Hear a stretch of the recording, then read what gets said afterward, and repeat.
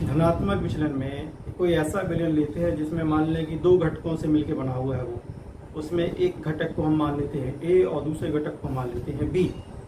दो घटकों से मिलकर के एक विलयन बना हुआ है। जनरली कम से कम दो घटक तो विलयन में होते ही हैं, एक विलेय और एक विलायक। होता है कि विलेय और विलायक इन दोनों के बीच में जो अंतराकर्षण बल है या जो परस्पर अन्योन्य क्रिया बल है, ये विलेय विलेय और विलायक विलायक के अंतराकर्षण बल के मान से कम हो जाता है। समझे इस चीज के लिए। देखो हमारे पास दो घटक हैं,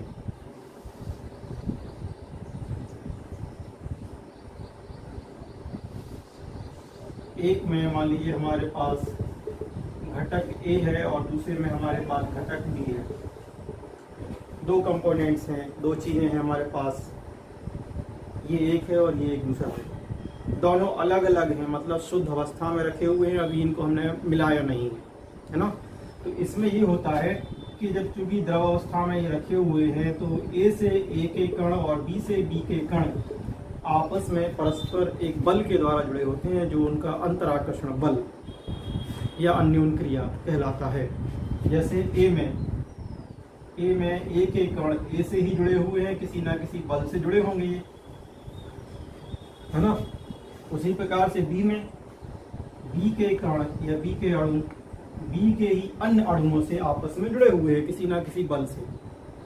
क्लियर। अब देखें, जैसे सतह पर ये ए का अणु है और ये द्रव अवस्था को छोड़ के वाष्प अवस्था में जाना चाहेगा।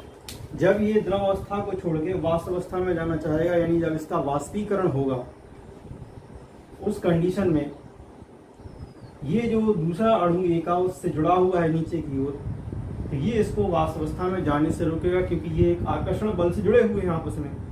ये जाना चाहेगा तो ये रोकेगा उसको, ठीक है। उसी प्रकार से हम घटक बी की बात करें तो सतह पर जो बी का अणु है, जब ये द्रव से वाष्प अवस्था में ऊपर जाना चाहेगा तो नीचे वाला उसको रोकेगा, क्योंकि ये उससे एक आकर्षण बल से जुड़ा हुआ है। तो प्रत्येक पदार्थ में उनके अणुओं के बीच में एक आकर्षण बल काम करता है। क्लियर। फिर भी अब वो आकर्षण बल पर डिपेंड करता है कि आकर्षण बल कितना प्रबल या दुर्बल है। तो अगर ये आकर्षण बल मान लो कि प्रबल होता है, सपोज प्रबल है, तो ये कण जो है जब द्रव से वाष्प में जाना चाहेगा तो ये उसको रोकेगा। तो ज्यादा जो ए के अणु है वो द्रव को छोड़कर वाष्प अवस्था में नहीं जा पाएंगे, जाएंगे तो लेकिन कुछ कम जा पाएंगे, क्योंकि बल प्रबल है और ये उसको रोक रहा है। उसी प्रकार से अगर ये बल भी प्रबल है तो ये भी जो है सतह वाला अणु द्रव की सतह को छोड़ के वाष्प में जाना चाहेगा, लेकिन ये नीचे वाले उसको रोकेंगे। तो इसके भी अणु कम मात्रा में द्रव से वाष्प अवस्था में जा पाएंगे और इसके भी कम मात्रा में द्रव से वाष्प अवस्था में जा पाएंगे। तो दोनों की ही कम वाष्प बनेगी और दोनों के वाष्प दाब भी कम होंगे। क्लियर। अब मान लीजिए भाई वीडियो कैमरा ऑन कर लें आप लोग, बंद कर लेते हैं बार बार।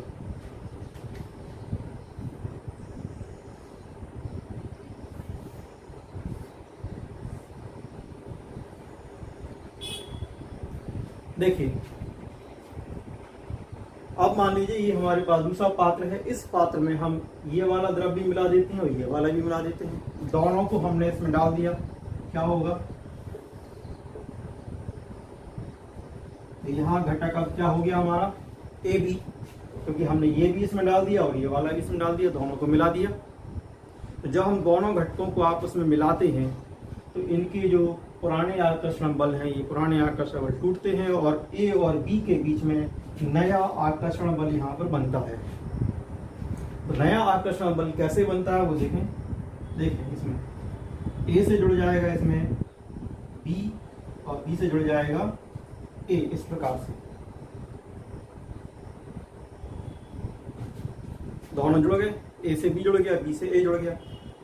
तो पुराना आकर्षण बल टूट गया, नया आकर्षण बल एक काम करने लगा है। यहाँ पर दोनों आपस में जुड़ चुके हैं, अब ये विलयन बन चुका है। इस विलयन को जरा ध्यान से देखें। अब हम इसमें हमने बताया था कि जब ए और बी दोनों स्वतंत्र अवस्था में हैं, अलग अलग हैं, पृथक पृथक हैं, तो उनके बीच में काम करने वाला जो बल है वो कैसा है, यहाँ पे बल कैसा है, प्रबल है, बल प्रबल था। अब दोनों को मिलाने के बाद जो नया बल बनेगा वो कैसा होगा, दुर्बल बल होगा। जरा ध्यान दें कि जब शुद्ध अवस्था में दोनों ए और बी थे और उनके बीच में बल प्रबल काम कर रहा था, तो प्रबल बल आसानी से तो टूटता नहीं है। इस बल को तोड़ना होगा, तोड़ने के लिए कुछ ऊर्जा देना होगी हमें। तो जब हम ए और बी दोनों को मिलाते हैं, ऐसे विलयन को बनाने के लिए जब दोनों घटकों को हम मिलाते हैं, मिलाकर उसको हमें ऊष्मा या ऊर्जा देना होगी, गर्म करना होगा। गर्म करने से जो हम ऊर्जा दे रहे हैं, उस ऊर्जा से पुराना बल जो था, जो प्रबल बल था, वो टूट जाता है। तो ए और बी अलग अलग हो जाएंगे, पृथक हो जाते हैं और फिर आपस में जुड़ जाते हैं। ए से बी जुड़ेगा, बी से ए जुड़ जाएगा, तो एक नया आकर्षण बल, एक नई अन्योन क्रिया उत्पन्न हो जाती है। जो नया आकर्षण बल उत्पन्न हो रहा है वो पहले वाले की तुलना में कैसा है, अब दुर्बल है। क्लियर हुआ इतना? अब देखिए, जब ये बल दुर्बल है, अगर आपने ध्यान दिया हो कि शुद्ध अवस्था में जब ये बल प्रबल था तो हमने बॉन्ड छोटा बनाया है, और जो नया बल है वो दुर्बल है तो हमने बॉन्ड को कुछ लंबा बनाया, बड़ा बनाया। कारण उसका ये है कि जब बल दुर्बल होता है तो ये ए बी को और बी ए को ज्यादा प्रबलता से पास में नहीं खींच पाते हैं, बल्कि एक दूसरे से कुछ दूर हो जाते हैं। पहला बल प्रबल था तो ये एक दूसरे को पास में खींचे हुए थे, तो उसके अणु का आकार छोटा था। अब बल दुर्बल हो गया है तो वो एक दूसरे से थोड़े दूर हो जाएंगे, तो अणु का आकार बड़ा हो जाएगा। ठीक, इसलिए बंध लंबाई ज्यादा होगी, अणु का आकार बड़ा होगा और बल दुर्बल है। अब जरा ध्यान दें, जब बल दुर्बल है यहाँ पर, तो जब इस विलयन में से घटक ए द्रव की सतह को छोड़कर वाष्प अवस्था में जाना चाहेगा, तो बी उसको ज्यादा तेजी से रोक नहीं पाएगा, क्योंकि ये बल कैसा है, दुर्बल है, कमजोर बल है, जल्दी टूट जाएगा। इनकी तुलना में ये बल जल्दी टूटेगा। तो आसानी से घटक ए द्रव की सतह को छोड़कर वाष्प अवस्था में जा सकता है। उसी प्रकार से घटक बी द्रव की सतह को छोड़कर आसानी से वाष्प अवस्था में जा सकता है, क्योंकि यहाँ जो बल है वो दुर्बल है, आसानी से टूट जाएगा। तो अब जब हमने घटक ए और बी को मिला दिया है, तो यहाँ पर घटक ए और बी इस द्रव की सतह से आसानी से वाष्प अवस्था में जाएंगे। मतलब ए और बी दोनों घटकों की वाष्प ज्यादा बनेगी पहले की तुलना में। पहले बल प्रबल था तो आसानी से वो वाष्प अवस्था में नहीं जा पा रहे थे, कम अणु की वाष्प अवस्था में जा रहे थे, वाष्पन कम हो रहा था, तो दोनों घटकों के वाष्प दाब कम थे। लेकिन मिलाने के बाद अब वाष्प दाब दोनों का बढ़ जाएगा, दोनों की वाष्प ज्यादा बनेगी। तो घटक ए का आंशिक वाष्प दाब भी बढ़ेगा और घटक बी का आंशिक वाष्प दाब भी बढ़ जाएगा, राउल्ट के नियम के द्वारा अपेक्षित वाष्प दाब से। तो राउल्ट ने क्या बताया था, राउल्ट के अनुसार क्या था, P A is equal to P naught A into X A. हाँ, P B is equal to P naught B into X B.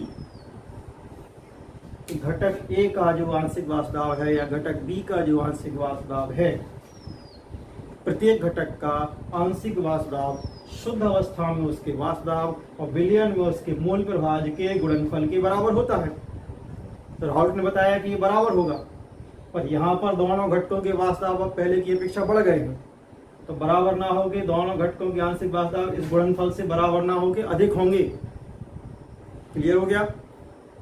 तो जब हम दो घटक को मिला रहे होते हैं, दोनों घटक की शुद्ध अवस्था में, सपोज इसको हम मान लें विलायक, इसको हम मान लें क्या, विलय, विलय को बी मान लिया, तो बी जो है, बी बी के बीच में जो अन्योन क्रिया हो रही है वो प्रबल है, ए के बीच में जो अन्योन क्रिया हो रही है ये भी प्रबल है। तो जब अन्योन क्रिया शुद्ध घटकों की प्रबल हो और उनको मिलाने के बाद जो विलयन बन रहा है उसमें ए बी या बी ए के बीच में अन्योन क्रिया दुर्बल हो, तो वाष्प दाब दोनों घटकों के बढ़ जाते हैं, राउल्ट नियम के द्वारा बताए गए वाष्प दाब की तुलना में। तो ऐसे विलयन के लिए प्रत्येक घटक का जो आंशिक वाष्प दाब है वो क्या हो जाएगा, पी ए का जो आंशिक वाष्प दाब है वो बराबर ना होकर के बढ़ जाएगा किससे, P naught A into X A से। घटक ए का आंशिक वास्तव शुद्ध अवस्था में उसके वास्तव और विलयन में उसके मूल भाज की गुणनफल के बराबर ना होकर उससे बढ़ जाएगा, इसलिए धनात्मक विचलन मान बढ़ रहा है। इसी तरह से घटक बी का आंशिक वास्तव भी बढ़ जाएगा शुद्ध अवस्था में उसके वास्तव और विलयन में उसके मूल प्रभाज के गुणनफल से। राउट नियम कहता है कि बराबर होना चाहिए, लेकिन बराबर ना हो तो उससे ये बढ़ रहे हैं इनके मान, वास्तव बढ़ रहा दोनों का बल दुर्बल हो जाने के कारण। तो दोनों के जब मान बढ़ रहे हैं इसलिए इसको बोला है राउल्ट के नियम से धनात्मक विचलन, वृद्धि हो रही है वास्तव में, इसलिए धनात्मक। ठीक है, और देखिए तो अभी तो ये राउल्ट के नियम से हो गया। अब इसमें देखें राउल्ट के नियम में, और जो हमने उसके बाद कल आपको बताए थे आदर्श विलयन और अनादर्श विलयन, उसमें कुछ शर्तें भी बताई थी। उसमें एक शर्त तो यही थी राउल्ट का नियम, दूसरी शर्त क्या बताई थी? डेलेट मिक्सिंग, एंथैल्पी और आयतन। तो यहाँ पर जब धनात्मक विचलन होता है और ऐसे विलयन बनाए जाते हैं तो ऐसे विलयनों के बनाने पर इनके जो है एंथैल्पी में भी परिवर्तन होता है और आयतन में भी परिवर्तन होता है। क्योंकि ये धनात्मक विचलन है इसलिए इसकी एंथैल्पी में वृद्धि होगी, कमी नहीं होगी, और इसके आयतन में भी वृद्धि होगी। तीनों चीजों में वृद्धि होगी, तब इसको नाम दिया है धनात्मक विचलन। अब इसकी एंथैल्पी में वृद्धि हो रही है, वो कैसे हो रही है जरा समझे। ये हमने आपको शुरू में ही बताया था कि जब शुद्ध अवस्था में थे ये दोनों घटक, तो इन दोनों घटकों के बीच लगने वाला जो आकर्षण बल है प्रबल था, और प्रबल बल आसानी से टूट नहीं सकता है। तो प्रबल बल को तोड़ने के लिए क्या किया था? एनर्जी दी थी, ऊर्जा दी थी। ठीक है, जब ऊर्जा दी है इसके लिए तो इसका मतलब कि इसकी ऊर्जा बढ़ गई, और ऊर्जा दी गई है स्थिर दाब पर। लैब में हम कोई काम करते हैं तो वहां पर दाब स्थिर होता है। कौन सा दाब होता है वहां पर? लैब में हम कोई भी काम करेंगे तो स्थिर दाब पे करते हैं, क्योंकि लैब में जो है हमारे सब जगह काम करता है वायुमंडलीय दाब। वायुमंडलीय दाब स्थिर दाब है, तो स्थिर दाब पे हम ऊर्जा दे रहे हैं। स्थिर दाब पे जो ऊर्जा होती है वो कहलाती है एंथैल्पी। स्थिर दाब पर ऊर्जा क्या कहलाती है? एंथैल्पी। क्योंकि हम उसको ऊर्जा दे रहे हैं, तो ऊर्जा दे रहे हैं माने उसकी ऊर्जा में वृद्धि हुई ना, तो एंथैल्पी में परिवर्तन तो हुआ, पर परिवर्तन क्या? वृद्धि हुई कि कमी हुई? डेल ऑफ मिक्सिंग, दोनों घटकों को मिक्स किया, मिक्स करते समय उसको ऊर्जा दी गई थी। ऊर्जा देने से क्या हुआ? उसकी एंथैल्पी बढ़ गई। क्या हो जाएगा? पॉजिटिव। पॉजिटिव माने मान धनात्मक होगा। कल बताया था कि राउल्ट के नियम के अनुसार जो है 0 के बराबर होना चाहिए एंथैल्पी परिवर्तन, पर 0 के बराबर नहीं हो रहा है। यहाँ मान धनात्मक आ रहा है क्योंकि ऊर्जा दी है, ऊर्जा बढ़ी है उसकी, मान धनात्मक। और देखिए तीसरा,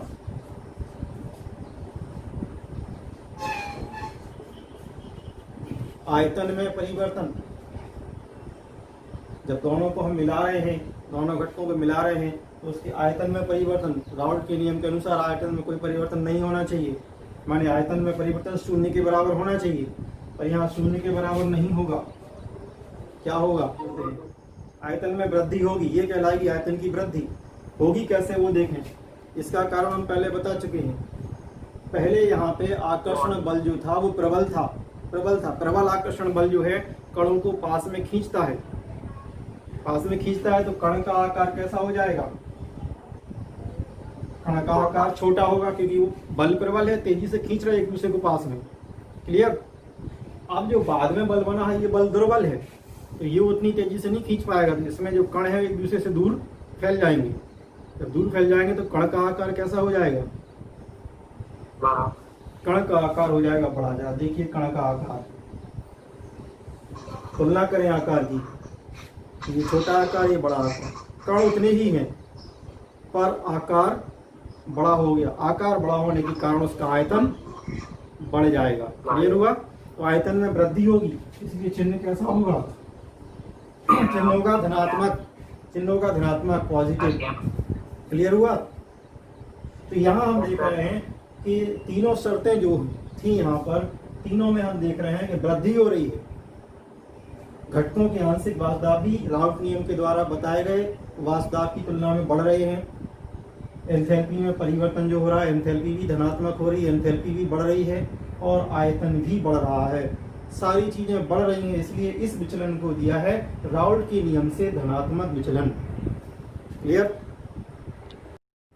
तो देखें इसका ग्राफ।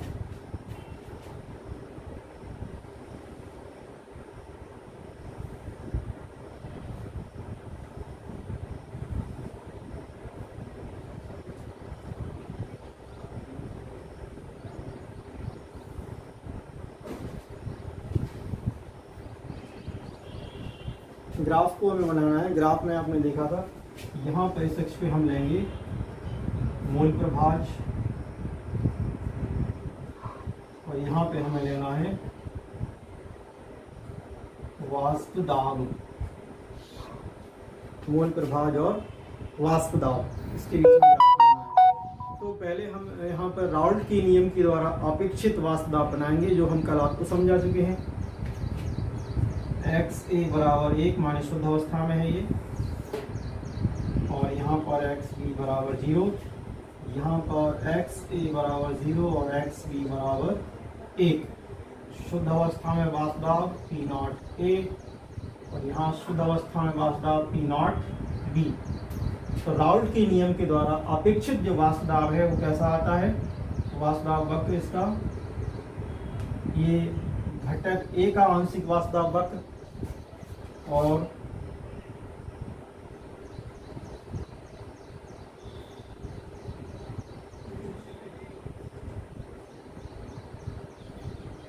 ये हो गया घटक B का आंशिक वाष्प दाब वक्र। ये घटक A का और ये घटक B का आंशिक वाष्प दाब वक्र हो गए, और इन दोनों को अगर मिला दें हम तो विलयन का कुल वाष्प दाब वक्र आ जाता है राउल्ट के नियम अनुसार। तो वही बना देते हैं। ये हो गया विलयन का कुल वाष्प दाब वक्र। ये तो हुआ राउल्ट के नियम के द्वारा अपेक्षित जो आना चाहिए वक्र।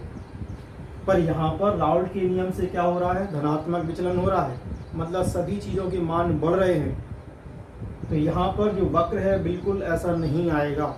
यहाँ हम देख रहे हैं राउल्ट के नियम के अनुसार घटक A का आंशिक वाष्प दाब इसके बराबर होना चाहिए, पर यहाँ पर क्या हो रहा है? उससे अधिक है।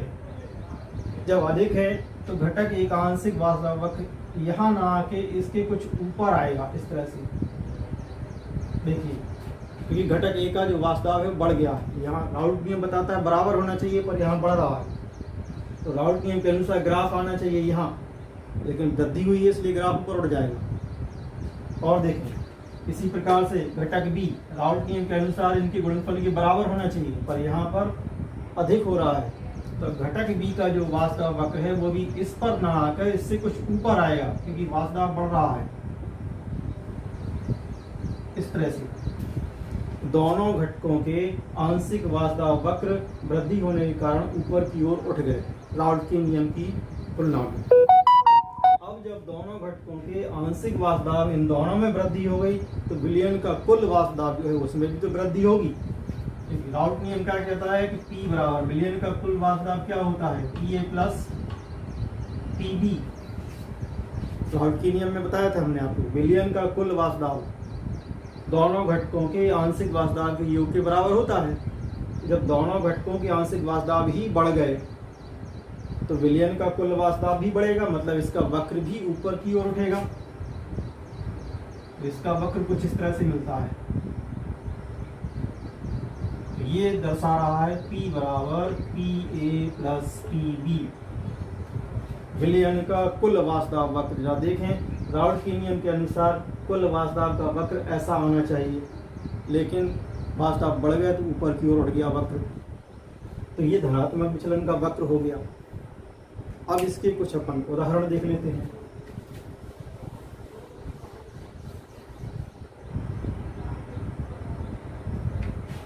उदाहरण देखें।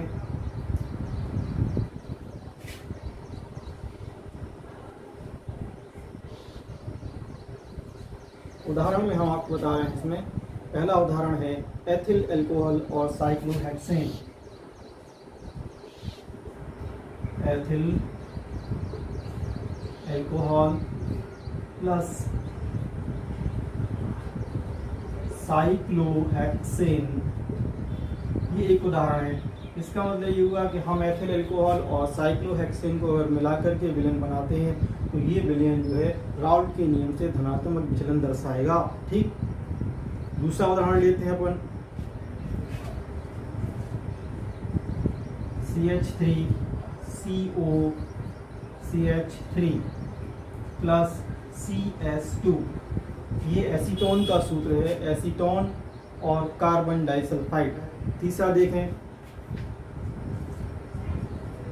CH3COCH3 plus ethyl alcohol C2H5OH।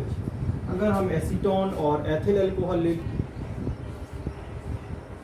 Carbon tetrachloride plus chloroform, इन दोनों का मिश्रण भी धनात्मक विचलन दर्शाता है। अगला एक एग्जाम्पल और ले लें अपन। CH3OH मैथिल अल्कोहल प्लस जल। ये हमने आपको 5 एग्जाम्पल बता दिए हैं, आप ये एग्जाम्पल भी कर लें। इसके अलावा और भी बहुत सारे एग्जाम्पल हैं, आप बुक में देखेंगे तो आपको मिल जाएंगे।